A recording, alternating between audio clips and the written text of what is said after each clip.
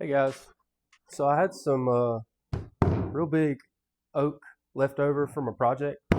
It's just been sitting in the corner. I knew I would need it at some point, but I didn't know what for. But I have a customer who wants a coffee table, and he said, I don't really care what you do, so I'm gonna turn these scraps into a pretty nice coffee table, or at least I hope.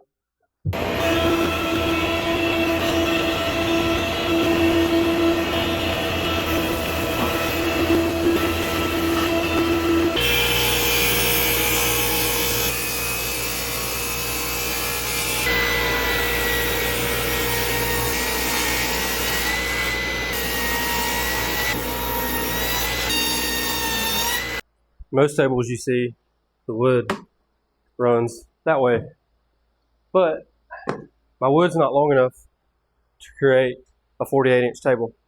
So I had this idea of running it the other way. So basically, I'm gonna do a 16-inch board times whatever, and hopefully I end up with a pretty sturdy table. Never done this before, so here we go.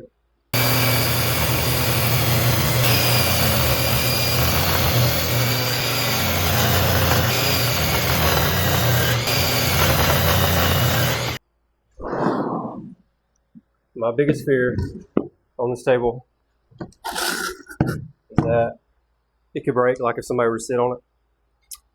But I'm probably going to put something underneath it to help support it. I haven't decided yet. So the joints I'll be fine with. The glue joints, they should be pretty strong. But with it running this way, I'm just not sure how I'll do it. So I'm going to alternate the grain. What that means is the grain on this board goes this way, so the next one I'll do that. And then I'll hopefully keep this thing from cupping or bowing any type of way.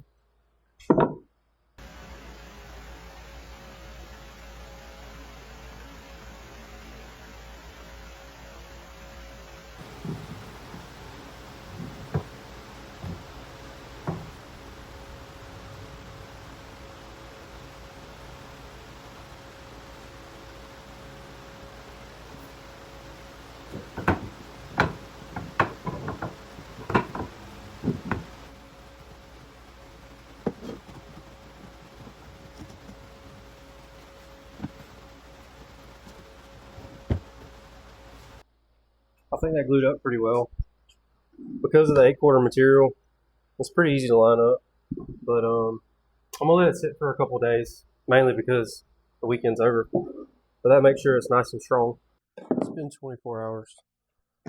I am real happy with this glue up. That is a solid piece of wood. Like I said, I've never done a table this way before, but we're about to figure this out together. I'm going to put something underneath because this thing's going in a bar. If somebody decides they want to dance on an elevated surface, this potentially could break because of the way the grain's running. So I'd like to prevent that.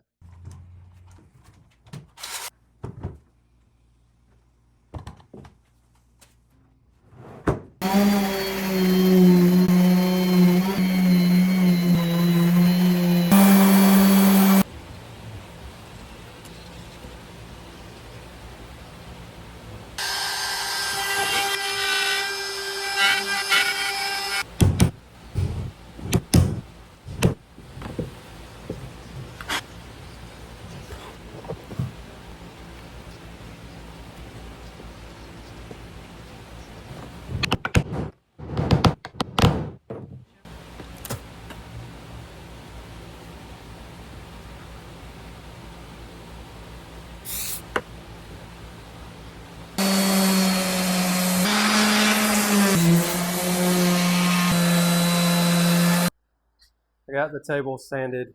I did 80 grit, and then I did 120 grit. I did notice on the bottom side of the table, got a pretty decent crack that may get worse in the future. So what I did is went ahead and put a bow tie in there. You guys see bow ties all over the internet. They don't have to be the most beautiful thing, especially if they're not a feature piece. This will be on the underside. This is a functional bow tie.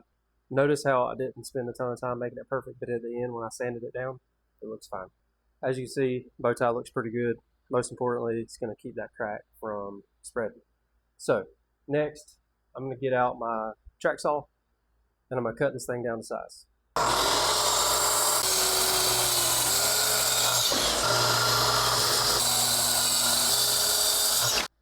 I love my track saw. If you don't have a track saw, get a track saw. It doesn't have to be Festool. There's a lot of good brands out there. Love my track saw. Got the table squared. It's perfect. I'm going to put a round over, a pretty good round over on the bottom, a small round over on the top. Do a final sand of 150, and then it's ready for Rubio Monocoat.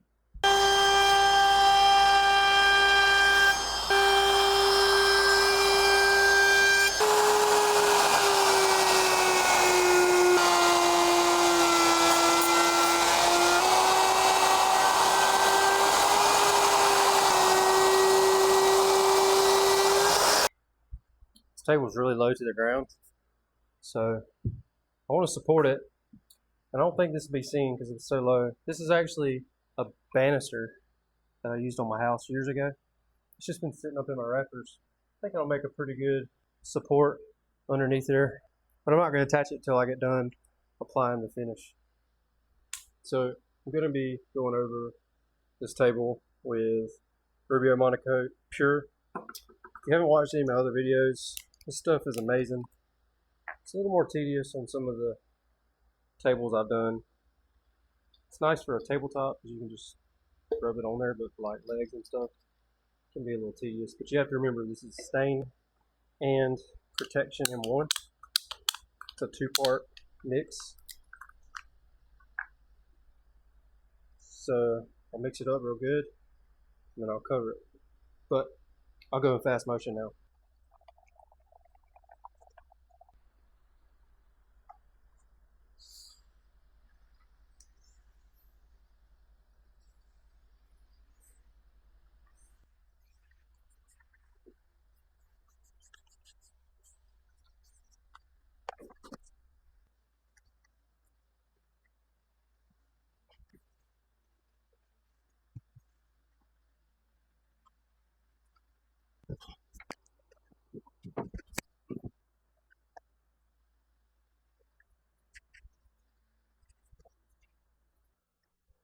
Well, my phone died yesterday while I was finishing this up, but it's fine because you saw most of it. But this thing looks incredible. I'm very happy with how this turned out. It is smooth. It looks fantastic. The color is great. So I'm going to go on to the next step. I'm going to prepare the spine to go underneath it. And I want to show you guys how to do it, but also allow for wood movement. If you've seen other videos where people do the breadboard ends on tables, you have to allow for wood to move. Because I did this table with the grain running this way, the grain is gonna seasonally do this. So I'm gonna show you guys how I can attach this and still allow for that movement. The wood is going to move seasonally in and out. Now this table is going to St. Simons, Georgia, which is one of the most hot and humid places on earth. And it's actually going to be really close to a garage door at a bar where they are going to frequently open that up. So the moisture in this table is actually kind of a nightmare. It's going to encounter lots of moisture, then it's going to get air conditioned. So it is going to move a lot. Now, long story short, the middle of this wood, I don't have to allow to move at all, because just imagine it like a pivot point. It's going to do that. Where I'm going to have to allow movement is out here. So I'll show you how I'm going to plan on doing that. So I've got these 3.5 inch screws here, T40. First thing I'm going to do is grab a drill. I'm going to countersink the head. I always do this first because I said so and because I've learned my lesson. If you do it second, it is pretty difficult. Now I'm going to pre-drill for my lag.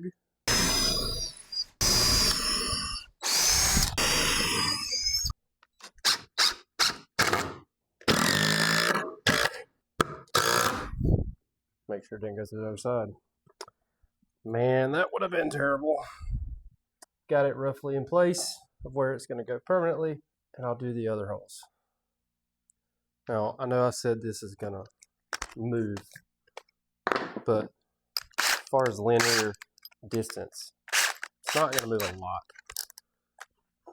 So a lot of folks, they're going to expect that head to move. This head's not going to move. I don't care how much room you give it. It's got grips. It's not going to move. What I want to do is when I screw this in right here, I want it to be able to do that. And here's where I'm going to change it up.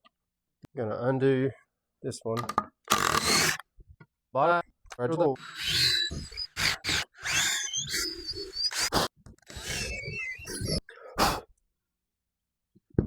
So it's not beautiful, but what you're doing is you're just wallering out, if that's a word, you're wallering out the hole to allow that bolt or lag to move. So we're going to take this, put it in there, take the next one,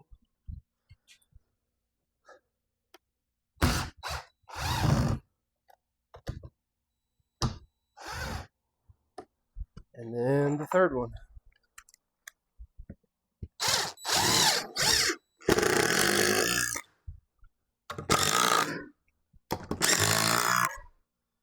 And there you go. I've attached it. The table is a lot more sound now that it has this holding it together. Somebody could stand on it now and it would not budge. These legs came from Amazon, aka China, and they don't seem bad. They got adjustable feet on them. I will say, if you're gonna buy cheap Amazon legs, my only advice to you is use your own screws. These are screws that I bought. They're Spax brand. They're fantastic. China screws, they seem great until you go to tighten them and the heads pop off. That is a good looking table. Next up, delivery.